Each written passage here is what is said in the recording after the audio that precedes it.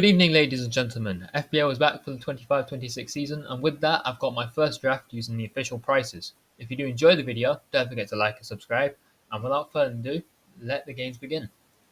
First up, in goal, we have Chewie and Kelleher.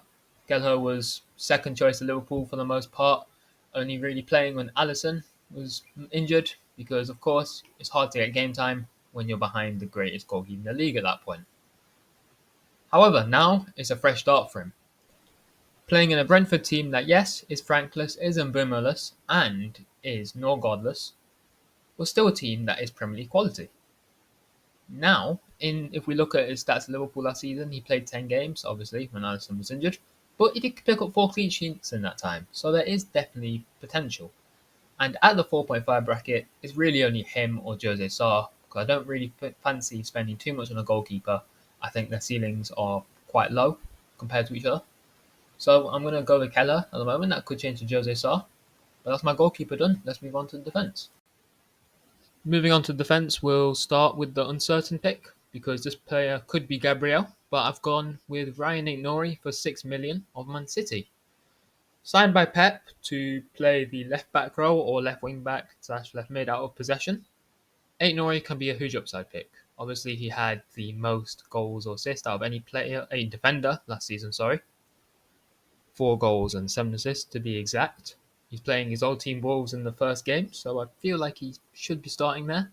I'd like to think City would be using Guardiola in a more defensive role now, meaning Aït-Nouri has solid minutes off the left, with maybe Ake coming in when needed. As well as a nice opening fixture, Man City play against Tottenham, Brighton and Manchester United, all within the first 4 as well, meaning some good opening fixtures from an attacking point of view, maybe a clean sheet or 2 here and there.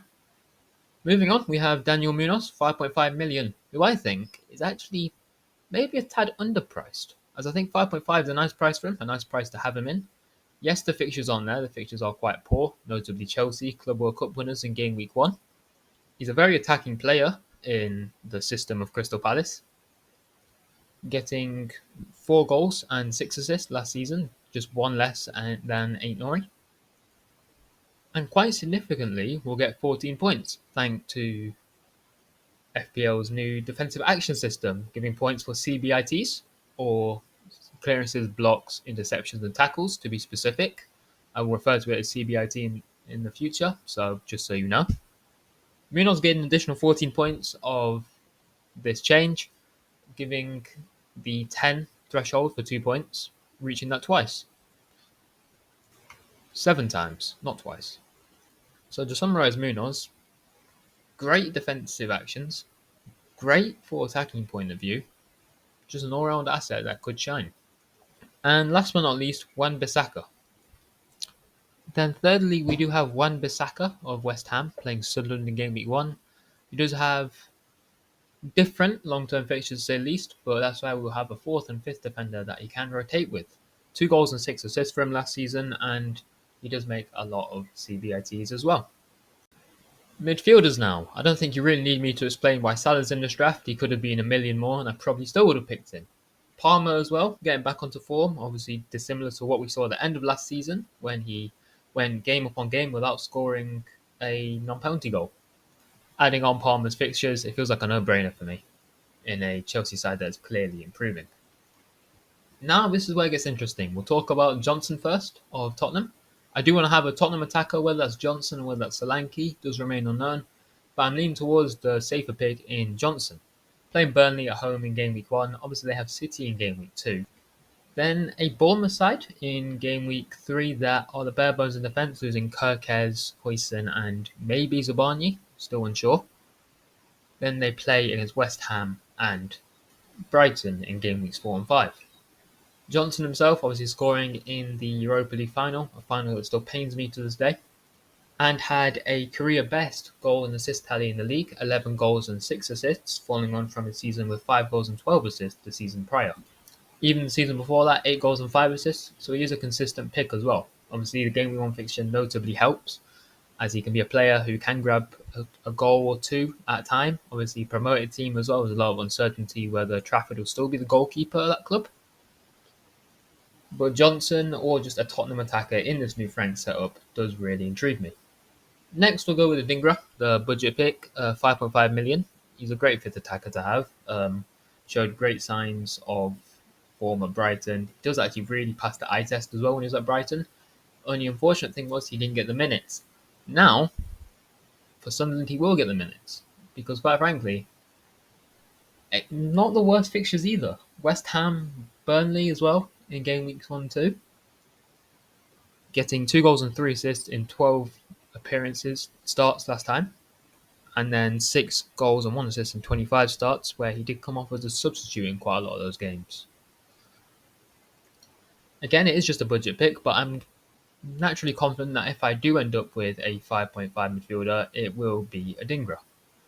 Now on to the final pick, the most fun pick for me, Iliman Ndiaye of Everton. I've never really been too bullish on Everton assets, but Ndiaye has changed that for me. He's a penalty taker, he's priced at 6.5 million, he's got Leeds on the opening day, followed by Brighton and Wolves in the game weeks after. Brighton most notably, where it will be the first game in a new stadium for Everton, so they will want to win as well, naturally. He scored 9 goals last season, and quite frankly, he always passes the eye test. Whether that be through patterns of play, just watching him run with the ball, dribbling, passing, shooting, he checks all those boxes. I'd be quite confident that if Everton were to score in a game week 1, or just any game week, that Ndiaye would be likely involved, whether that be through a goal or an assist. I mean, just have a look at numbers. This is from Chewie FPL on X. I'll leave a link to him in the description. Last season, among all forwards slash wingers, Ndiaye ranked first for recoveries with 172, second in total tackles with 53, second in interceptions with 20, eighth for blocks with 5, but he didn't do too well with clearances with only 15. So in total for defensive contributions, this is 265, and per start, this is 9.13, going just below the threshold, 3 below the threshold, but bear in mind this is an average, so he will reach it a few times as well, which is a nice little 2-point bonus some weeks. Moving on to the forwards, I'm going to show you Alexander Isak first, who I don't think I need an explanation for, but I'll give you a brief one anyway. 23 goals and 6 assists last season, and the season prior 21 goals and 4 assists. That's clear form, that's clear a good FPL asset. The fixtures aren't good to start off with, Aston Villa and Liverpool. However, I do see Isak as more of a fixture-proof player, and what does very well for him is his Leeds fixture in game week 3, where Salah has Arsenal, so that does make him a very good captaincy option. Given it's likely that he's going to stay at Newcastle this season, he's going to retain his penalties as well, which is very important, as well as Newcastle strengthening as well, buying Anthony Elanga, most notably, which is a very, very, very good purchase in my book, and will offer similar outlets to Murphy to what he can create and provide for Isak. Now, last but definitely not least in the starting 11 was a player who's a midfielder last season, but has been reclassified as a forward. It may not be the best for some people may hate it, but it's happened and we got to move on. Regardless, he is in my team, Jared Bowen. Previously one of the best pound for pound players in the game. However, that might change this season, but what still remains is he's a very, very good player. You look at the players priced around him, you got your Solankis, your Matetas. Bowen is better than them. And that did show at especially the end of last season. And you're hoping he can carry some of that form into this season. He's obviously got Sunderland away in game week 1. He put up his second best ever tally in FPL, 13 goals and 11 assists, behind his extraordinary season a few seasons ago in 21-22, where he managed to get 12 goals and a whopping 17 assists.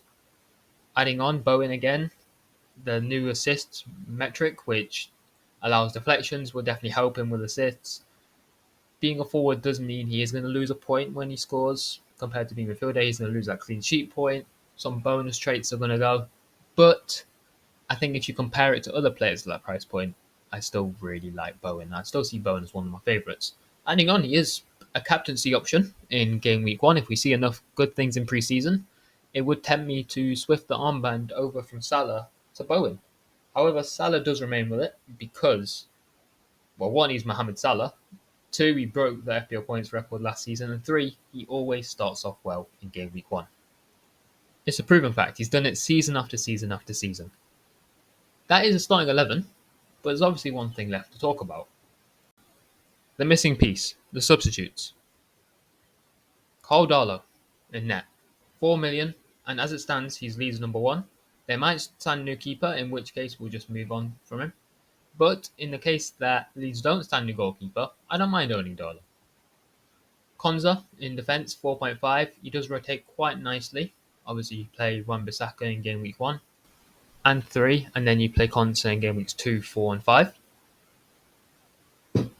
Another good thing I like about Konza is obviously he's cheap. He's 4.5. He put up immense value at that price point last season, scoring 2 goals and providing 8 clean sheets, the majority of which were when Pau Torres came back. So whilst Pau Torres did definitely strengthen defence, I would prefer to own Konza for that more goal threat.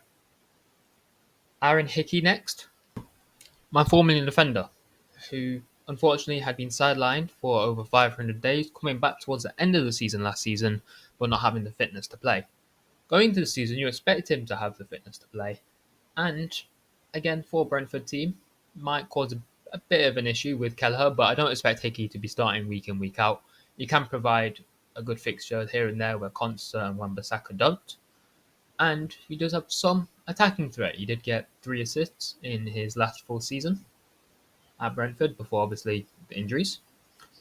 But he's a 4 million defender, and at the end of the day, I had Greaves last year. He played 3 games. I think 2 of them were against Southampton. So he's got his role, and I think he'll play it when needed.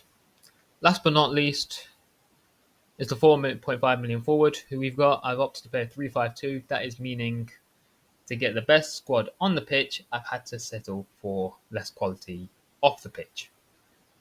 I'm just hoping that Judo Obi is going to be trusted with some minutes in 1 game a week football, and if he gets some minutes in the Carabao Cup or FA Cup, maybe he can carry that form into the Premier League every once in a while and maybe call upon when needed, or just to be honest, I just want to have one United player in here.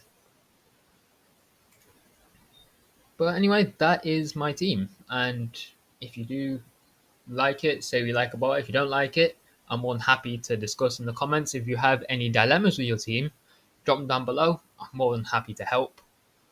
But most importantly, if you did enjoy the video, don't forget to like, subscribe, and without further ado, see you tomorrow.